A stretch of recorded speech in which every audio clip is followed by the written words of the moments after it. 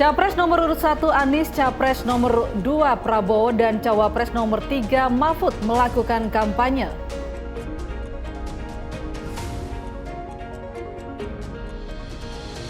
KPU akan menggelar debat Capres-Cawapres sebanyak 5 kali, namun hanya debat antar pasangan Capres-Cawapres.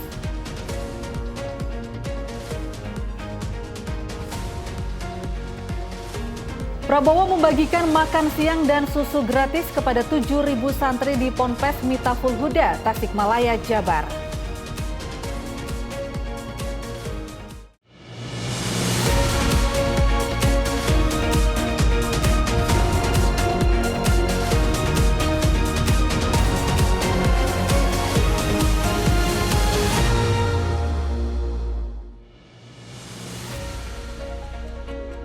Pemirsa, program Laporan Pemilu kembali hadir ke hadapan Anda. Selain 3 informasi tadi, kami juga masih mempunyai beragam informasi menarik lainnya.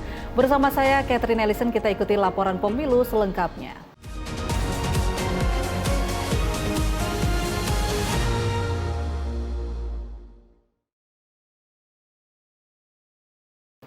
Capres nomor urut 1 Anies Baswedan menghadiri diskusi bertajuk Indonesia and the World di acara Conference on Indonesia for Good Policy 2023 di Grand Sahid, Jakarta. Hormati kebijakan politik negara yang di mana ada pemilihnya, karena ada beberapa negara. Mas. Dan seperti yang sudah dikatakan tadi oleh Pak Idam bahwa pada tahun dalam acara ini, Anies Baswedan berbicara tentang 4 mata tantangan besar yang akan dihadapi Indonesia di masa mendatang. Menurut Anies, tantangan pertama kali ialah geopolitik di dunia. Saat ini telah terjadi banyak pergeseran epicentrum atau titik keseimbangannya dan telah ada pergeseran dari transatlantik ke Asia, serta yang dulunya AS Uni Soviet menjadi AS Cina. Misalnya ketergantungan gandum pada Ukraina hampir 30%, pupuk pada Rusia 15%, dan ketika mereka berdua terlibat di dalam konflik, dampaknya terasa. Lalu rivalitas antara Barat dengan Cina yang berdampak pada bagaimana kita mulai transisi energi bersih. Kebetulan 85% dari kapasitas pengolahan rantai teknologi bersih ini ada di Cina. Capres nomor urut 2 Prabowo Subianto menghadiri Musyawarah Kerja Nasional Mukernas 3 Majelis Ulama Indonesia MUI di Jakarta. Dalam Mukernas 3 MUI di Jakarta ini, calon presiden nomor urut 2 Prabowo Subianto menegaskan bahwa sebuah negara tidak mungkin mencapai kemakmuran jika rakyatnya tidak bahagia dan sejahtera.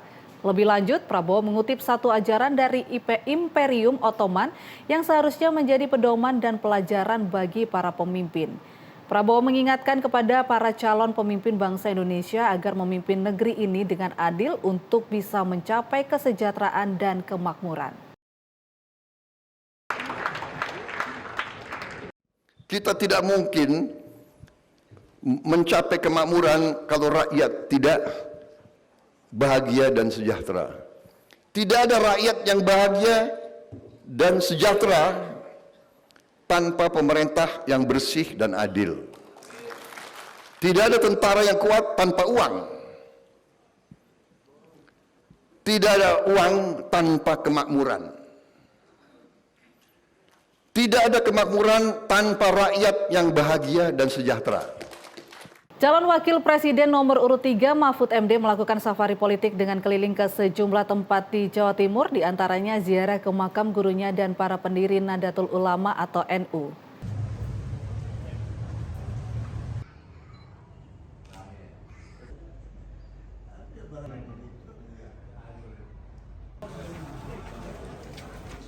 Setelah keliling Banten, calon Wakil Presiden nomor urut 3 Mahfud MD berziarah ke makam Gus Dur yang lokasinya satu kompleks dengan makam Kiai Haji Hashim Asy'ari, Kiai Haji Wahid Hashim, dan ulama NU lainnya di Pondok Pesantren Tebu Ireng, Jombang, Jawa Timur.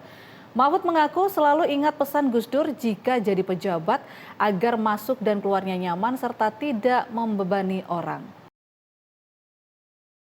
Ya, pesannya banyak lah Gus Dur. Kalau Gus Dur tuh memberi ijazah doa ke saya gini. Pak Mahfud, kalau kamu mau jadi pejabat itu biar masuknya nyaman sehingga bekerja baik, dan biar keluarnya nanti nyaman, tidak membebani orang, tidak beban. Suruh baca doa, Allahumma rabbi adkhilni mudkhala sidqin wa akhrijni mukhraja sidqin waj'alni min ladunka sultanan nasir. Ya Allah, bawalah saya masuk ke dalam satu tempat kerja, ke dalam tugas-tugas baru dengan cara masuk yang benar dan jujur. Dan nanti tolong bawa saya keluar dari tugas-tugas itu, menyelesaikan tugas itu dengan cara benar dan jujur pula. Dan berilah kepada saya kekuasaan yang bisa menolong orang banyak. Itu dulu pesannya Gus Dur kepada saya. Jadi saya hari ini berziarah. Saya kunjungan kali ini berziarah ke banyak tempat. Tadi ke Kiai Wahab Abdullah, lalu ke Gus Dur, besok ke Kiai As'ad Samsul Arifin di Sembagus, terus ke Kiai Zain Ahmad Zaini ke Paiton, dan kemudian ada sholawatan di Bondowoso dan di Sidoarjo nanti. Calon Presiden nomor urut 1 Anies Baswedan akan mengembalikan KPK sebagai lembaga independen jika terpilih sebagai Presiden Indonesia ke depan.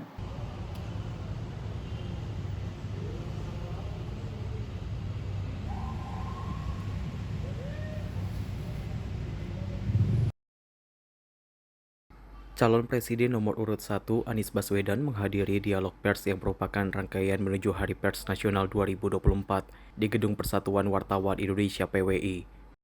Dalam dialog ini, Anies Baswedan memaparkan visi misi dan gagasannya dalam pemilu 2024. Ia menyebutkan komitmennya dalam mengembalikan KPK menjadi lembaga independen. Dan kewenangan KPK harus dikembalikan sehingga KPK memiliki independensi, memiliki ruang untuk menegakkan hukum tanpa ada intervensi dari manapun juga. Dan itu perlu ada supaya benar-benar menjadi institusi yang kredibel. Kita negara hukum, bukan negara kekuasaan. Masyarakat diimbau untuk memilih pemimpin berdasarkan rekam prestasi, karya, dan visi misi, sehingga berdampak pada Indonesia ke depan. Demikian laporan Edo Yoga, Riyatul Hikmah, Garuda TV. Koordinator Nasional Kader P3 meresmikan posko pendukung Prabowo Gibran di Jalan Pasar Minggu, Jakarta Selatan. Posko ini diresmikan agar relawan dan kader P3 dapat menyuarakan aspirasinya.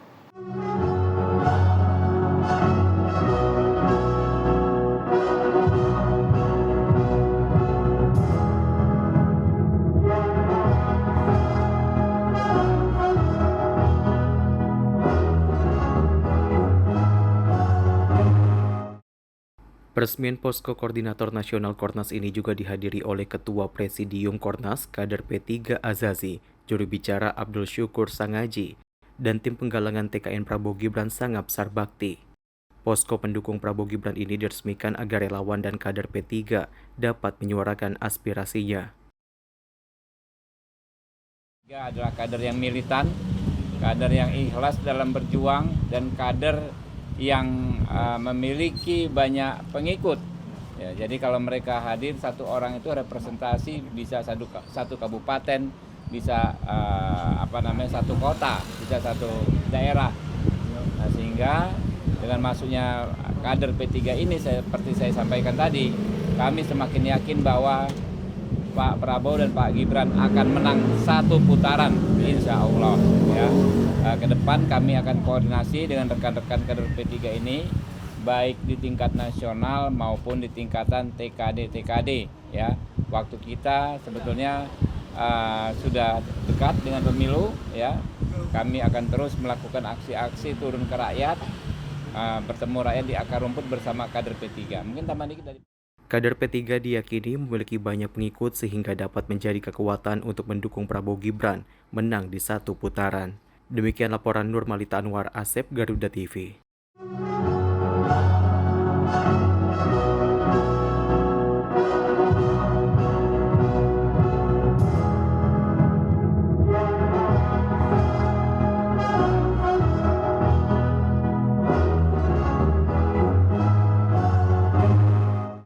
Tim Pemenangan Nasional Ganjar Mahfud launching platform galang dana massal dengan nama Gotong Royong Rakyat. Selain itu, penggalangan dana melalui penjualan produk merchandise resmi Ganjar Mahfud. TPN akan melakukan penggalangan dana massal untuk pemenangan pasangan Ganjar Mahfud. Menurut Ketua TPN Ganjar Mahfud, Arsyad Rashid, penggalangan dana massal ini seperti slogan Ganjar yaitu Tuanku ya Rakyat, jabatan hanya mandat. Ini kami beri nama Gotong Royong Rakyat. Seperti slogan Mas Ganjar yaitu Tuanku ya Rakyat, jabatan hanya mandat. Kami berkomitmen menjadikan kemenangan Ganjar Mahfud sebagai kemenangan rakyat. Untuk itu, penggalangan dana massal menjadi sarana bagi masyarakat untuk bergotong royong. Rencana penggalangan dana rakyat dalam 2 tahap, yakni melalui platform digital gotongroyongrakyat.id dan penjualan produk merchandise resmi Ganjar Mahfud. Demikian laporan Apriansyah Dirto Rosito, Garuda TV. KPK memiliki program cerdas berintegritas dalam mencegah korupsi dalam pemilu. Informasinya usai jeda sesaat lagi.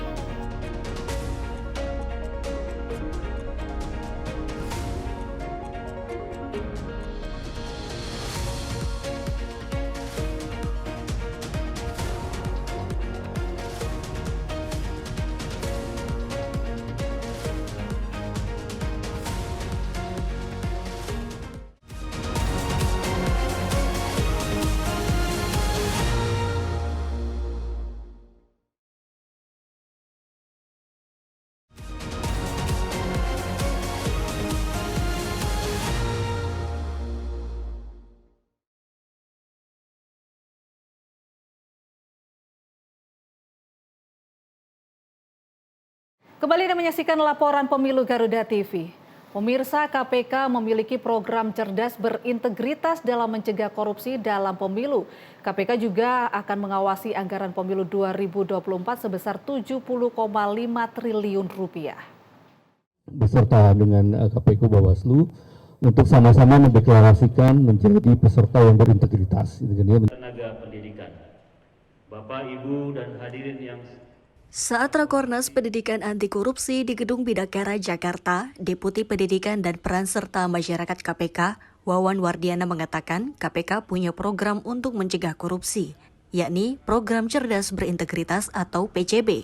Selain itu, KPK juga telah mengundang para ketua partai peserta pemilu untuk deklarasi peserta berintegritas untuk cegah terjadinya korupsi anggaran pemilu 2024 sebesar 70,5 triliun rupiah. Khusus untuk pemilu ini memang kita punya program yang namanya PCB ya, Program Politik Cerdas Berintegritas. Itu dalam 3 dimensi, yang pertama penyelenggara pemilunya, yang kedua peserta pemilunya, yang ketiga adalah pemilih.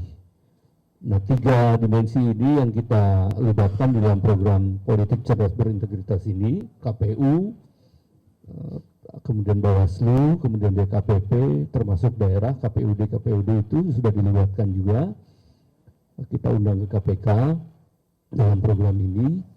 Lalu yang kedua adalah para peserta. Para peserta ini kita undang juga waktu itu Ketua Umum, Sekjen, Sekum, kemudian Bendahara Umum, kita undang ke KPK beserta dengan KPU Bawaslu untuk sama-sama mendeklarasikan menjadi peserta yang berintegritas. Tidak sedikit bahwa anggaran yang digunakan dalam, kita tahu ada kurang lebih 70,5 triliun untuk itu, dan kita belum tahu apakah itu mau berlangsung 1 putaran atau 2 putaran. KPK punya tugas untuk memonitor 70,5 triliun itu. Pelaksanaan pemilu 2024 diharapkan berjalan jujur, aman dan damai, serta bebas dari korupsi. Demikian laporan Paulus Sebastian Iskandar, Garuda TV. Data pemilih tetap dalam situs kpu.go.id diduga bocor akibat dibobol hacker bernama Jimbo. Data yang berhasil diakses Jimbo mencakup informasi pribadi seperti NIK, KK, KTP, nomor paspor, dan nama lengkap. Dalam unggahan di situs Bridge Forum yang kerap digunakan untuk jual beli hasil peretasan, Jimbo mengaku menemukan 204 juta data unik di mana jumlahnya hampir sama dengan jumlah pemilih di dalam daftar pemilih tetap atau KPU RI. Data yang berhasil diakses Jimbo mencakup informasi pribadi seperti NIK, KK, KTP, nomor paspor, dan nama lengkap. Data-data itu juga termasuk dari Konsulat Jenderal Republik Indonesia, Kedutaan Besar Republik Indonesia, dan Konsulat Republik Indonesia. Data-data tersebut kemudian dijual dengan harga $74.000 Amerika atau sekitar 1,1 miliar rupiah. Pidana Cyber Barreskrim Polri Brigjen Adi Vivit Baktiar menjelaskan, pihaknya kini tengah berkoordinasi dengan KPU untuk menyelidiki dugaan kebocoran data. Sementara itu, KPU mengatakan akan terus berkoordinasi dengan Satuan Tugas Cyber Pemilu guna memastikan keamanan data pemilih pada pemilu 2024. Kejadian peretasan data pemilih bukanlah pertama kali terjadi. Pada tahun lalu, 105 juta data dari KPU dilaporkan bocor karena diretas hacker bernama Bjorka. Demikian laporan tim Garuda TV. Bareskrim Polri menyelidiki dugaan kebocoran data pemilih tetap dari peretasan situs resmi KPK. Saat ini polisi sedang mendalami informasi terkait penjualan data pemilih Indonesia lewat situs Bridge Forum. Mabes Polri menyelidiki dugaan kebocoran data pemilih melalui peretasan situs resmi KPU. Direktur Tindak Pidana Siber Bareskrim, Brigjen Polisi Adi Vivit Baktiar mengatakan, timnya sedang mendalami informasi terkait dengan penjualan data pemilih Indonesia lewat situs Bridge Forum tersebut. Adi Vivit mengatakan tim penyidik juga masih melakukan koordinasi dengan Komisi Pemilihan Umum dan pihak-pihak terkait untuk menyelidiki dugaan kebocoran data pemilih tersebut. Sebelumnya dikabarkan peretasan dengan nama Jimbo mengklaim melakukan pembobolan situs resmi Komisi Pemilihan Umum. Akun tersebut mencuri sebanyak 204 juta data pemilih untuk pemilu 2024 mendatang. Jimbo membuktikan hasil peretasannya itu dengan menampilkan contoh 500.000 daftar pemilih melalui laman Bridge Forum. Jimbo menyebutkan dalam akunnya akan menjual data pemilih tersebut senilai 1,1 miliar rupiah. Demikian laporan tim berita Garuda TV. Capres nomor urut 2 Prabowo Subianto menegaskan bahwa pemilihan umum harus dilaksanakan dengan sebaik-baiknya dan menjunjung tinggi kejujuran. Prabowo menilai pemilu sebagai cermin dari kedaulatan rakyat Indonesia karena rakyatlah yang memegang kekuasaan dan memutuskan dalam pesta demokrasi di tanah air. Kita semua berkepentingan bahwa pemilihan umum dilaksanakan dengan sebaik-baiknya, dengan sejujur-jujurnya, dengan sebersih-bersihnya, tanpa kecurangan sedikit pun. Sebuah pemilihan umum adalah rakyat yang berdaulat, rakyat yang memegang kekuasaan. Tanpa pemilihan umum sulit untuk mengatakan rakyat berdaulat. Nahkoda tidak bisa kerja sendiri, tidak ada kapal sendiri, tidak ada kapal yang bisa dengan satu orang. Jadi kalau sebuah bangsa ingin berhasil, sebuah negara yang tidak bisa menjaga kedaulatan, yang tidak bisa menjaga kedaulatannya, diobrak-abrik, ditindas, diinjek-injek, dibom, diduduki, diusir dari tanahnya. Usai jeda kami akan hadirkan informasi Komisi Pemilihan Umum berencana hanya menggelar debat antara pasangan Capres-Cawapres Pilpres 2024.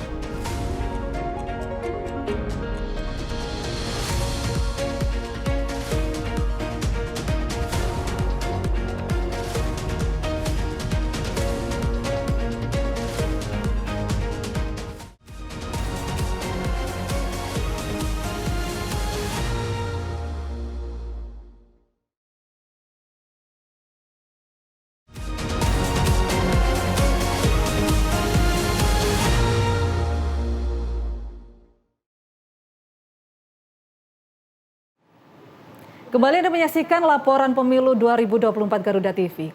Komisi Pemilihan Umum resmi mengeluarkan jadwal debat Capres-Cawapres peserta Pilpres 2024. Debat akan digelar 5 kali dan durasi setiap debat 120 menit. Rencananya Komisi Pemilihan Umum hanya menggelar debat antar pasangan Capres-Cawapres. Debat akan ditayangkan di stasiun TV nasional dengan total durasi 150 menit, 120 menit untuk segmen debat dan sisanya untuk iklan. Debat dibagi menjadi 6 segmen, di mana segmen pertama adalah pembukaan, pembacaan tata tertib, dan penyampaian visi, misi, dan program kerja. Segmen kedua berupa pendalaman visi, misi, dan program kerja. Selanjutnya segmen ketiga mencakup pendalaman visi, misi, dan program kerja oleh moderator. Segmen keempat dan kelima berisi tanya jawab dan sanggahan, dan segmen keenam atau terakhir sebagai penutup.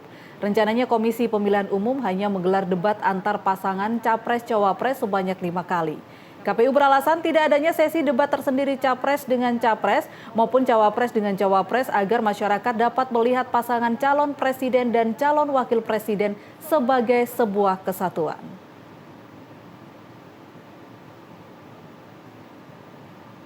Debat Capres-Cawapres 2024 menjadi momentum bagi publik untuk menilai para kandidat yang akan memimpin Indonesia dalam 5 tahun mendatang.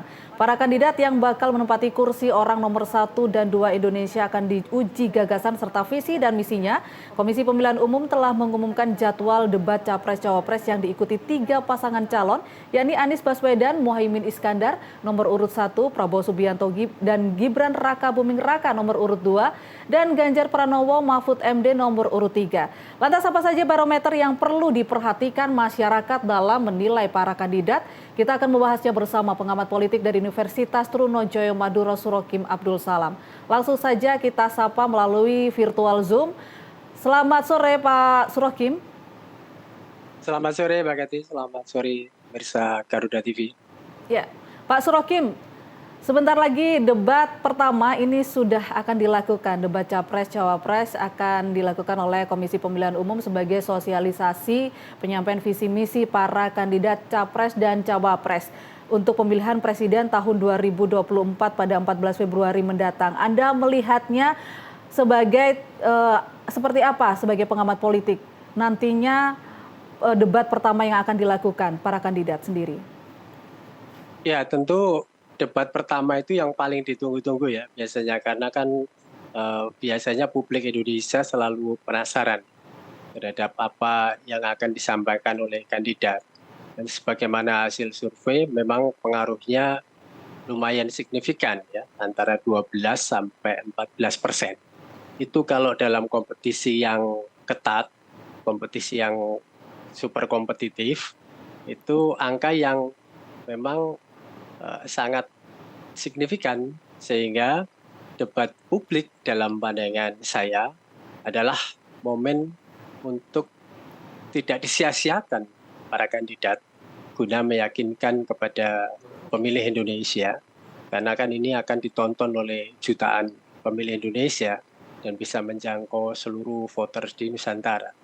Sehingga menurut saya bagaimanapun juga paslon Capres-Cawapres tidak boleh persiapan apa adanya, jadi memang harus betul-betul bisa menampilkan performan yang bagus, yang bisa memberi kesan terutama pada pemilih dan voters Indonesia untuk bisa menjawab rasa penasaran tadi. Karena biasanya orang yang melihat debat itu memang rata-rata adalah mereka-mereka pemilih yang sedang menunggu, atau yang selama ini kita kenal sebagai undecided voters, atau orang yang sudah punya pilihan tapi masih mungkin berubah. Nah, sering kita sebut sebagai swing voters itu. Ya, sejauh mana Anda melihat rasa kepercayaan atau trust nantinya bahwa debat Capres dapat mempengaruhi persepsi masyarakat? Ya, pengaruh 12-14% itu signifikan, Mbak. Ya kan, karena sampai dalam kebiasaan di pemilu kita, H-3 sampai H-1 memang angkanya selalu berkisar antara 10-14% itu yang masih menunggu ya, belum bisa menentukan pilihan. Dan ternyata debat Capres itu bisa berkontribusi sampai di angka 14%. Sehingga menurut saya itu sesuatu yang penting ya untuk kemudian dimaksimalkan oleh semua kandidat ya. Karena apalagi seiring dengan pertumbuhan pemilih rasional kita yang cukup signifikan perubahannya dalam konteks pemilu 2024, lalu ditambah lagi juga konteks lain ada pertumbuhan pemilih milenial yang sebagian besar adalah pemilih menengah itu yang 56%. Itu semakin menunjukkan bahwa pemilu 2024, pertumbuhan pemilih rasional yang akan menunggu diyakinkan baik melalui pertemuan maupun acara debat seperti ini akan kian besar jika dibandingkan dengan pemilu-pemilu sebelumnya, apakah itu tahun 2019 atau tahun 2014. Bahkan di 2014 waktu itu kan kita hanya mengukur survei kontribusinya baru 7%. Faktanya sekarang sudah 2 kali lipat kan, 12-14%. Artinya memang pertumbuhan konteks yang saya sebut tadi, apakah pertumbuhan pemilih milenial yang 56%, apakah kemudian pertumbuhan jumlah pemilih rasional kita yang 32% tadi itu sangat-sangat signifikan, membuat yang namanya debat publik, ya debat capres ini akan punya warna baru di dalam pemilu kita. Sehingga kalau ada kandidat paslon yang bisa memanfaatkan momentum ini dengan baik, saya kira akan cukup menambah insentif elektoral mereka. Debat Pilpres yang dilakukan oleh Komisi Pemilihan Umum ini adalah momen krusial dalam membentuk citra dan reputasi calon presiden di mata pemilih begitu. Tidak hanya calon presiden tapi calon wakil presiden juga. Ya, memang harus kita akui bahwa debat capres cawapres ini kan terbatas durasi. Sehingga penting ya untuk capres cawapres mempersiapkan diri tidak hanya mungkin menyangkut aspek substansi apa yang harus dikomunikasikan terkait dengan visi misi dan program mereka, tapi juga bagaimana bisa memberi kesan. Dalam ilmu komunikasi kita selalu menyebut sebagai daya persuasinya harus kuat. Bagaimana supaya dalam tempo yang singkat tadi itu, masyarakat pemilih itu mendapat kesan yang meyakinkan dari para kandidat bahwa pilihan mereka tidak salah, bahwa apa yang selama ini mereka pertanyakan itu ada pada diri kandidat, dan apa yang mereka selama ini cari itu sudah ada di diri kandidat. Saya kira itu pentingnya mempersiapkan diri dalam konteks ajang debat capres-cawapres ini. Jadi sekali lagi, ya ini situasi yang harus betul-betul dipersiapkan karena ya terbatas waktu, tapi ini butuh kemampuan untuk mempersuasi. Anda melihat kesiapan debat capres dan cawapres pada 3 pasangan calon presiden dan wakil presiden ini Anda melihat seperti apa? Apakah sudah siap? Tadi sempat Anda singgung bahwa harus siap begitu meskipun dengan durasi waktu yang cukup singkat. Ya tentu kita kembalikan kepada pengalaman dari masing-masing paslon ya. Tapi saya kira level paslon di cawapres nasional ini kan sesungguhnya tidak perlu diragukan lagi. Yang paling penting adalah bagaimana kemampuan itu bisa dipersuasikan. Karena itu menyangkut kemampuan komunikasi publik dari para paslon gitu. Karena faktanya memang tidak sama kemampuan para paslon itu di dalam mengkomunikasikan gagasan, komunikasikan ide, hal-hal yang strategis, prioritas, visi misi dan program itu memang dibutuhkan keterampilan, dan memang itu yang juga akan punya pengaruh dalam menilai sebuah debat. Gitu. Akan kembali Pak Surokim, usai jeda berikut ini tetaplah bersama kami.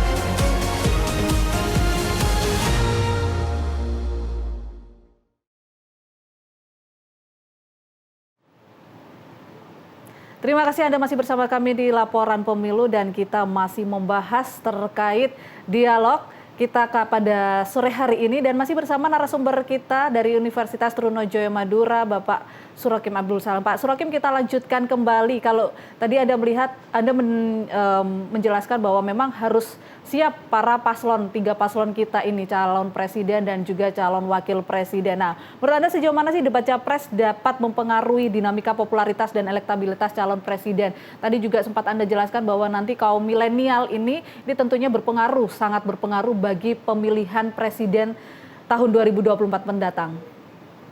Ya, pertumbuhan kelas menengah kita cukup menarik ya, jika kita merujuk pada angka milenial tadi. Dan mereka memang rata-rata bukan pemilih anut grup ya, bukan pemilih yang sekadar ikut-ikutan. Tapi sebetulnya mereka sudah punya preferensi, sudah punya referensi sebelumnya, dan butuh penguatan. Nah, salah satu wujud penguatan itu bisa melalui debat. Apakah kemudian yang selama ini dia cari itu sudah ada pada diri kandidat? Bagaimana mereka Mohon maaf Pak memiliki, Surakim, suara Anda terputus. Tes, halo? Ya, silakan. Bagaimana mereka bisa menjelaskan lebih gamblang, lebih simpel, dan lebih touch gitu ya, terkait dengan visi misi program. Yang biasanya, bahasanya kan selalu berat ya, berkaitan dengan visi misi. Kemampuan dari para kandidat untuk bisa menjelaskan visi misi dan program dalam bahasa yang lebih milenial tadi, itu menjadi tantangan. Jika yang ingin disasar adalah kelompok-kelompok milenial. Saya kira ini menjadi penting untuk dicatat, karena jangan sampai tidak membumi. Artinya apa yang kemudian mereka sampaikan itu mestinya adalah bahasa yang terkoneksi dengan kelompok-kelompok voters, khususnya kelompok voters majority, yakni kelompok milenial yang 56% tadi. Dan saya kira akan sangat mempengaruhi insentif elektoralnya. Anda melihat kemampuan dari para 3 paslon, pasangan calon presiden dan wakil presiden ini seperti apa Anda melihatnya? Kalau mereka kita lihat sendiri selama berkampanye, beberapa waktu ini mereka sudah terlihat siap begitu. Ya, memang tidak ada kandidat yang maha sempurna ya. Semua punya kelebihan, punya kelemahan. Tantangan yang paling penting untuk disadari adalah bagaimana menutup kelemahan itu dengan menghadirkan komunikasi, persuasi yang mantap gitu ya. Saya kira apa yang kemudian ditunggu oleh publik adalah kemampuan mereka untuk mendeliver gagasan, ide, program-program itu dalam bahasa-bahasa yang lebih sederhana. Jadi ini tidak semata-mata kemampuan IQ begitu ya, tapi soft skill dalam bentuk komunikasi publik ini sedang diuji juga. Karena kan sebagaimana kita tahu itu juga penting untuk leadership. Ya, supaya orang bisa Anda mengatakan bahwa kalau kaum milenial ini juga sangat berpotensi dalam Pilpres nanti mendatang dalam memilih 3 kandidat calon presiden dan calon wakil presiden. Dan nantinya kalau menurut Anda sebagai pengamat politik sendiri, masukan atau solusi yang akan diberikan kepada Komisi Pemilihan Umum untuk sistem atau mekanisme debat supaya anak muda ini senang atau menonton debat Pilpres nanti seperti apa? Saya kira jangan dibikin yang monoton ya, yang terlalu formal, berat gitu ya. Saya kira sudah saatnya visi baru ya kita di dalam penyelenggaraan acara-acara debat seperti ini, sehingga kemudian itu lebih bisa menarik banyak kalangan muda, khususnya para pemilih-pemilih pemula yang baru pertama ikut pemilu. Kalau desain dan formatnya masih jadul seperti yang pemilu-pemilu sebelumnya, saya kira akan menjadi sangat monoton, karena kan 5 kali Mbak ya, 5 kali penyelenggaraan debat. Kalau tidak kemudian disetting dengan hal-hal baru, diberi sentuhan kreativitas yang baik, saya kira ya milenial-milenial itu pasti akan bosan juga.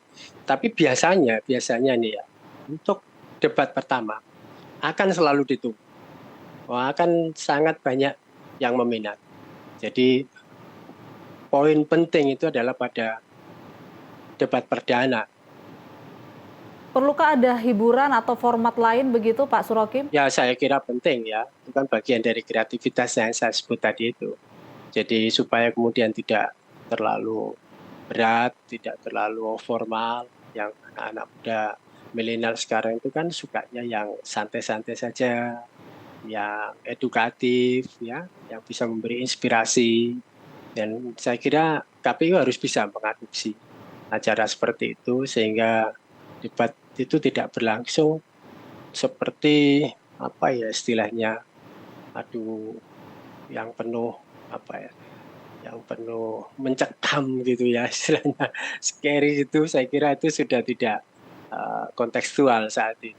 Artinya Anda melihat bahwa debat Capres-Cawapres nanti ini tidak hanya sekedar seremonial saja begitu? Betul, saya kira kita ingin mendorong supaya debat-debat publik baik Capres maupun pemilihan pemilu kada dan lain-lain itu bisa bergerak ya, menjadi tidak sekadar formalitas, tidak sekadar tapi bisa membawa nuansa baru, khususnya edukasi, inspirasi, meningkatkan daya kritis masyarakat. Saya kira itu menjadi poin-poin penting yang sedang ditunggu oleh publik, sehingga ya bagaimanapun juga ini menyangkut daya kreasi. Dan KPU saya kira dituntut ya untuk itu supaya kemudian jumlah pemirsa yang akan mengikuti acara debat ini kian bertambah dari waktu ke waktu, khususnya menurut pendapat saya adalah pemilih-pemilih muda yang baru pertama ikut pemilu. Oke. 5 kali debat akan dilakukan Pak Surokim oleh Komisi Pemilihan Umum. Anda melihat lokasinya apakah cukup di Jakarta atau memang seharusnya ini merata dari Sabang sampai Merauke begitu? Saya setuju, ada desentralisasi tidak hanya terpusat di Jakarta. Saya kira sudah saatnya Nusantara ini tidak hanya Jakarta sentris ya, tapi juga bisa beredar di berbagai tempat ya, mana yang merepresentasikan wilayah Indonesia Timur, wilayah Indonesia Tengah, wilayah Indonesia Barat, titik-titik yang selama ini cukup strategis sesuai dengan komposisi masyarakat Indonesia. Saya kira itu menjadi sesuatu yang menurut saya layak diapresiasi. Ya. Sehingga kemudian nanti akan menambah nuansa baru. Pak Surokim, Anda melihat adanya perubahan strategi atau taktik dari calon presiden selama nanti serangkaian debat dan bagaimana keandalan mereka nanti dalam memimpin sendiri? Ya pasti ada ya. Selama ini memang di dalam debat itu kan orang debat ala Indonesia dan debat ala masyarakat Barat itu kan berbeda ya. Orang selalu menyampaikan ada culture boundaries itu ya. Jadi kalau masyarakat Barat itu kan low context. Kalau masyarakat Indonesia itu lebih cenderung high context karena didominasi oleh budaya Jawa. Saya kira kemampuan paslon ya, untuk bisa mempersuasi publik itu jangan sampai terjebak pada apa yang disebut sebagai black and white atau black discussion gitu ya. Tapi kalau negatif ya, negatif discussion tidak apa-apa. Tapi jauh lebih baik lagi kalau kemudian daya persuasi itu bisa sesuai dengan apa yang saya sebut sebagai low contact culture tadi itu. Karena kadang-kadang maksud baik itu tidak selalu bisa dipahami baik ya dalam persepsi pemilih kita yang mayoritas Jawa. Kadang-kadang ada persoalan sopan santun yang perlu diperhatikan, ada fatsun yang juga harus diperhatikan. Makanya kompleks sebenarnya melihat dinamika yang terjadi dalam debat di Indonesia. Kalau di luar negeri, di Amerika, di Eropa, orang bisa menjatuhkan lawan itu bagus, akan mendapat apresiasi publik. Tapi di Indonesia belum tentu, malah bisa jadi antipati gitu. Jadi kehati-hatian itu penting di sana. Ada konteks budaya yang memang berbeda antara negara satu dengan negara lain. Ada culture boundaries tadi itu yang harus diperhatikan. Dan saya kira, saya percaya para tim ses juga bisa memahami situasi ini. Sehingga kan memang kita ya semakin orang di Indonesia ini semakin hobi menyerang gitu ya, akan semakin kehilangan daya empati tadi itu. Saya kira hal-hal seperti ini sudah saatnya diperhitungkan. Kalau memang orientasinya adalah untuk mendapatkan insentif elektoral. Ya, baik.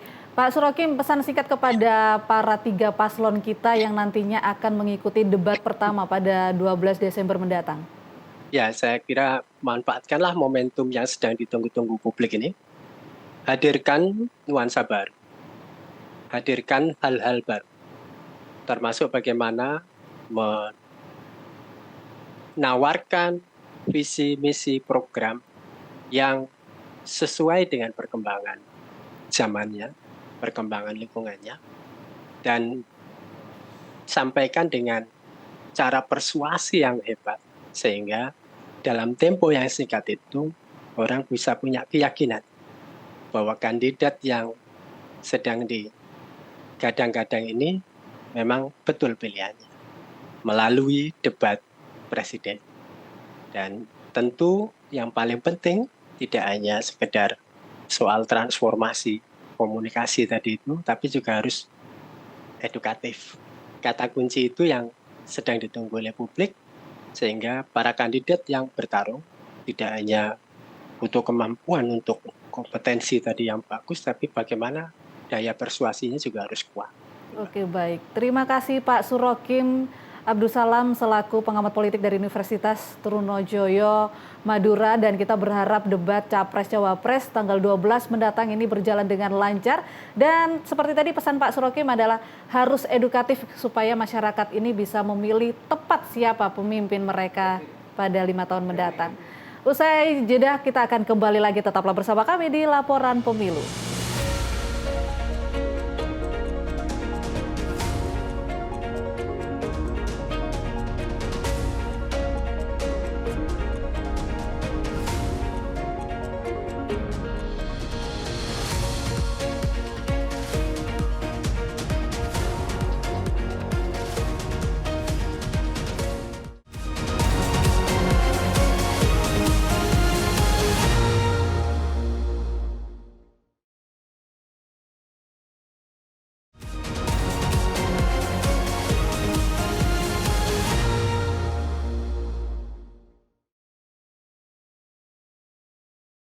Terima kasih Anda masih bersama kami di Laporan Pemilu Garuda TV. Pemirsa, Prabowo Subianto membagikan makan siang dan susu gratis kepada 7.000 santri di Pondok Pesantren Miftahul Huda, Tasikmalaya, Jawa Barat.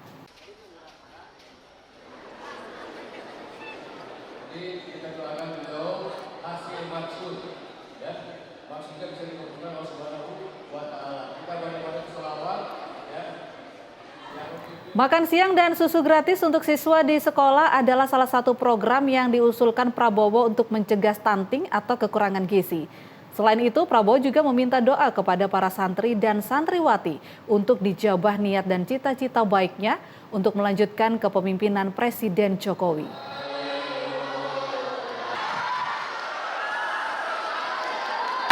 Jadi beliau kesini, ya, beliau kesini mau ngasih makan 7.000 orang santri. Dan minta doa. Dan doanya barusan. Beralih ke suara pemilih, salah satu program paslon nomor urut 2 Prabowo Subianto dan Gibran Rakabuming Raka yakni makan siang dan susu gratis bagi anak sekolah pesantren dan ibu hamil. Sejumlah pemilih mengapresiasi program makan siang dan susu gratis. Tanggapannya bagus lah, susu itu kan untuk kebutuhan anak, apalagi yang kurang mampu beli susu. Itu lebih bagus untuk membantu gitu. Yang bisa bikin negara itu maju, aman, nyaman, seperti kayak kesehatan terjamin, BPJS lancar. Terus ya bantuan-bantuan itu yang memerlukan sekali itu perlu sekali Pak. Orang yang kurang mampu itu perlu banget itu dibantu. Ya alhamdulillah sih, karena kan bisa meminimalisirkan kayak apa sih namanya stunting ya, misal bayi di bawah umur, misal bayi gitu banyak yang stunting gitu. Alhamdulillah misal bagi-bagi susu biar bertambah gizinya juga gitu. Alhamdulillah bisa mengurangi untuk makan rakyat-rakyat seperti kita lah gitu. Ya terima kasih ya, semoga nanti Bapak Prabowo menjadi presiden. Alhamdulillah bisa membantu rakyat kecil juga, dan untuk ke masa depannya bisa lancar susunya, cara pembagian susunya gitu. Ya. Pokoknya bisa mengayomi masyarakat negara lebih maju lagi dan lebih sejahtera lagi. Anggapannya sih sangat bagus ya, untuk susu gratis kan biar anak-anak tuh pada sehat semua ya kan. Nah terus saya sih kalau seandainya pilih Mas Gibran karena dia pemuda tuh harus maju ya kan, jadi jangan yang tua aja yang maju, jadi yang muda harus maju dan bisa lebih sukses, makin maju Indonesia, makin jaya Indonesianya juga gitu ya. Ya pengennya sih tiap bulan mendapatkan buat anak-anak yang tidak mampu ya. Kedepannya ya pengennya mendapatkan susu yang gratis lah, lumayan kan buat anak-anak yang tidak mampu. Ini ada kemajuan, ya pokoknya ada kemajuan lah dari yang sebelumnya gitu ya. Mudah-mudahan ya Pak Gibran, Pak Prabowo bisa menjadi pemimpin yang lebih baik lagi. Terkait Pilpres, sejumlah pemilih berharap Pilpres 2024 berlangsung hanya 1 putaran. Harapan mereka ini agar Pilpres tidak memakan waktu dan pembengkakan anggaran pemilu.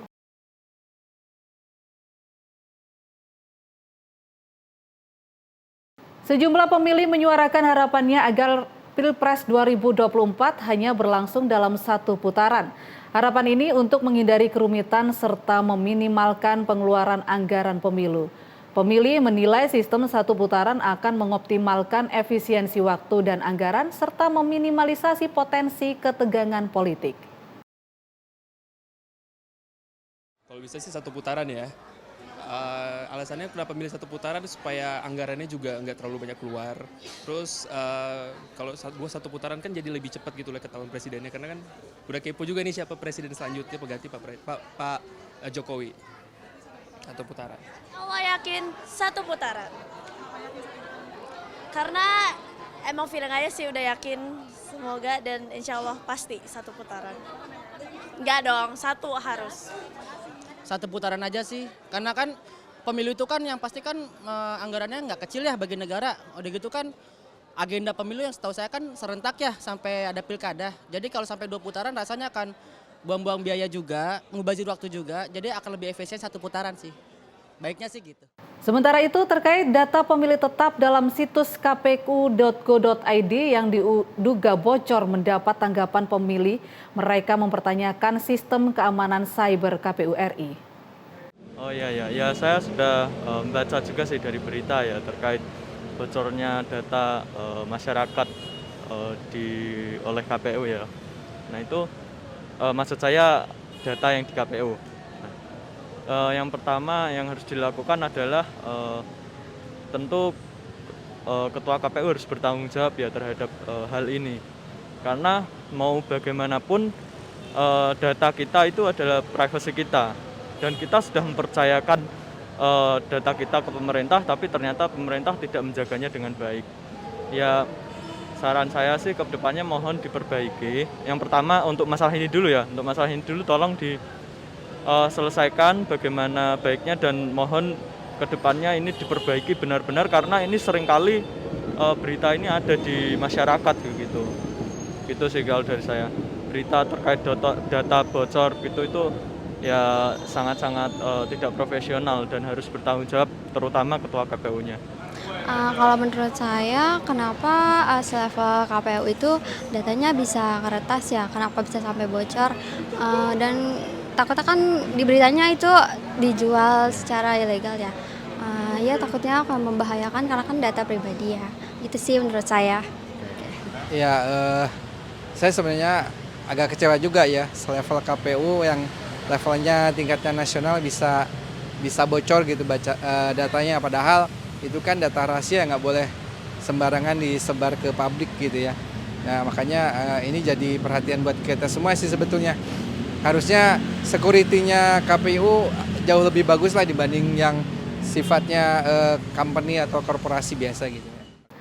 Pemirsa, informasi tadi sekaligus mengakhiri perjumpaan kita hari ini. Jangan lupa untuk selalu menyaksikan laporan pemilu di Garuda TV yang hadirkan fakta seputar Pilpres dan Pileg sebagai acuan Anda agar tidak salah memilih pemimpin bangsa dan wakil rakyat untuk 5 tahun ke depan.